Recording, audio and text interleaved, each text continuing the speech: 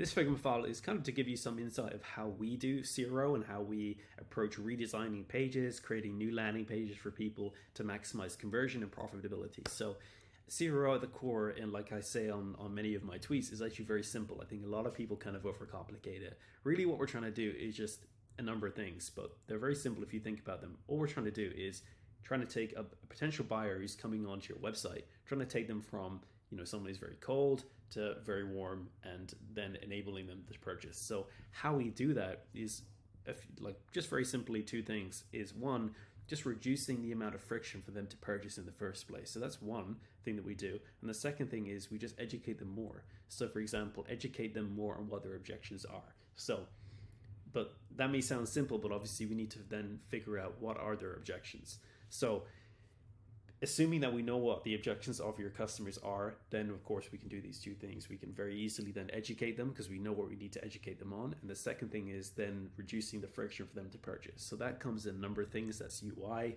That's also, the making sure there's no bugs on the whole on your payment process or on your pages, making sure that it's mobile optimized, making sure that we have, let's say, a video in there that's at the right section. We have your guarantees, making sure that their objections are handled basically, and making things effortless. So with this little document that we got here, we can see some of our before and after designs for a few of our different clients. We got Life in here, we got Anthros again, and we also have this service-based client that we worked with a couple of months ago. And the reason why I included this one in is just because I know some of you are running service-based businesses or something similar, and I just want to show that basically CRO can still apply to that as well. So feel free to go through and look at this, and hopefully by going through you can kind of get a more practical idea of how we do CRO and how it can then be applied to your own business. So some of the things I would just recommend is the very low-hanging fruits. I'm really obsessed with low-hanging fruits when it comes to CRO. Like, what are those simple things you can do straight away that will instantly give you a big uplift in your conversions and profitability and reduce ad spend? And those things are really booting up your website or your landing page on your phone and just making sure that the button here, the main CTA in that hero section, is above the fold, so it's not getting cut off. So for example here, this on their website before, the button is actually below the fold, so it's getting cut off. So that's instantly going to get lower conversions because most people bounce right when they jump on a page. So if we just have a button, then people are still they're going to be more inclined to click through to learn more. So again, just simple things like that, tidying up the information, making sure it's a lot more readable, adding in like little pattern interrupts here, which is what we did to highlight this selling point, because this is one of their main product selling points. So things like this, we call this a pattern interrupt because it's like white, and then black, so it sharply contrasts as people are scrolling.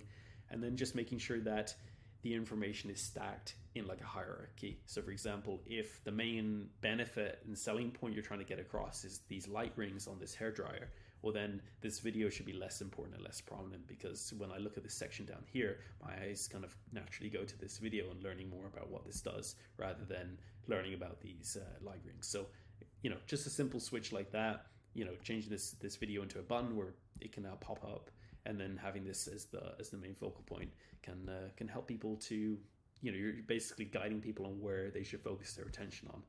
Same thing with this, instead of having information stacked in like a list, which means it's harder for people to like compare the different aspects of the product, have it stacked like this, so like horizontally. Now I still think that we could probably do a better job optimizing this graph even more, or this chart, to kind of simplify it even more, because the more simple you get is often the better when it comes to mobile users. You just want that information to be so clear and so easy for them to consume. But I definitely do think it's a big improvement over what we had here before. So simple things like that you can see for Anthros as well, like how we're going about adding in social proof.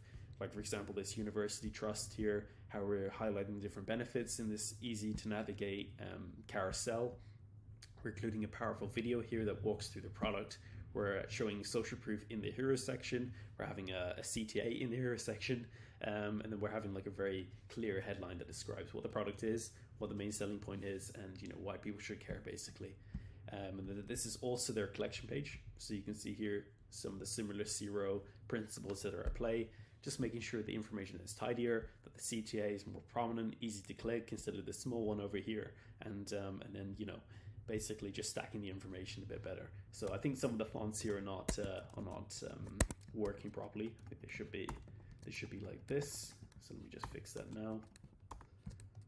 But hopefully this helps, and hopefully this gives you some insight on how we work and how we do our CRO. And then there's also this example over here of like a service-based company as well. You can see how we've done our CRO for them. So yeah, hopefully you will find this valuable